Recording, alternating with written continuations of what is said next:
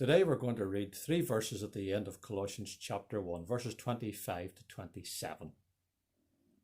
Whereof I am made a minister, according to the dispensation of God which is given to me for you to fulfill the word of God, even the mystery which hath been hid from ages and from generations, but now is made manifest to his saints, to whom God would make known what is the riches of the glory of this mystery among the Gentiles, which is Christ in you, the hope of glory. It was Donald Rumsfeld, the former US Secretary of Defense, whom I first heard speak about things that we don't know that we don't know.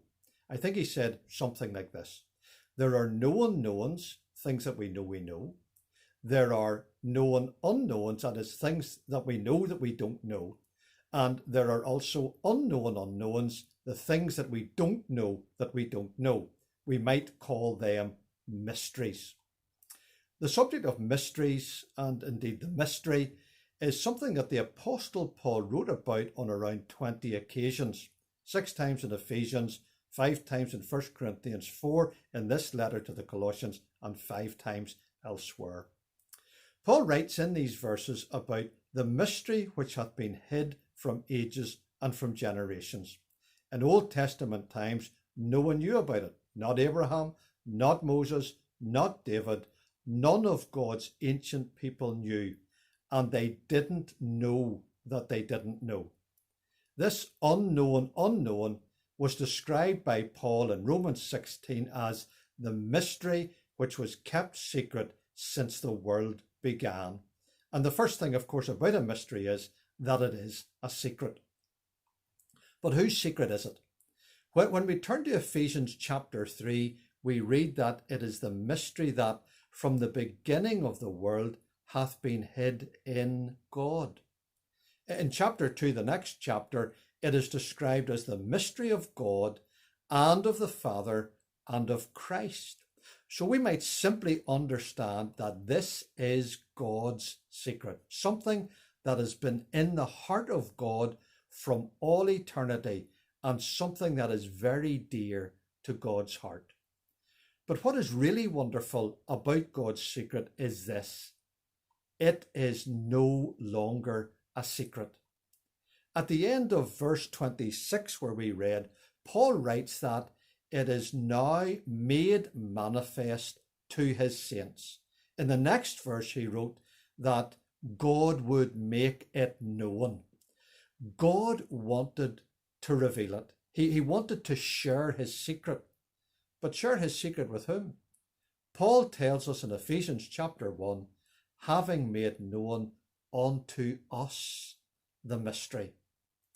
This is, to my mind, a tremendous fact.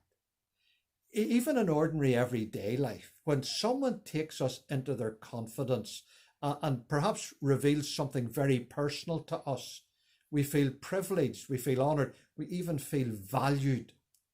That is what God has done with us.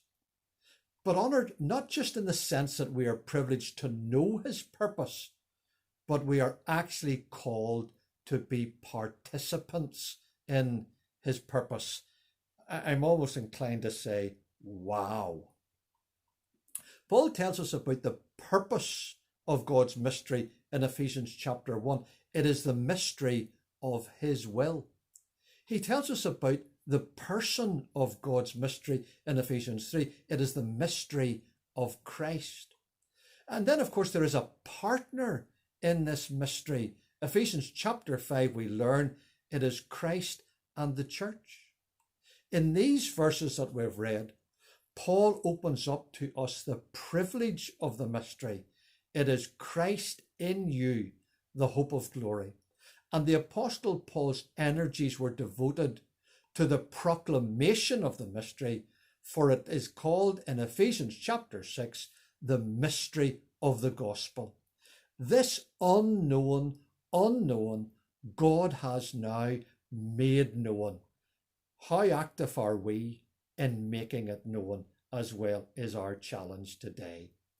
In the next video, we will consider the treasures that are associated with God's great mystery.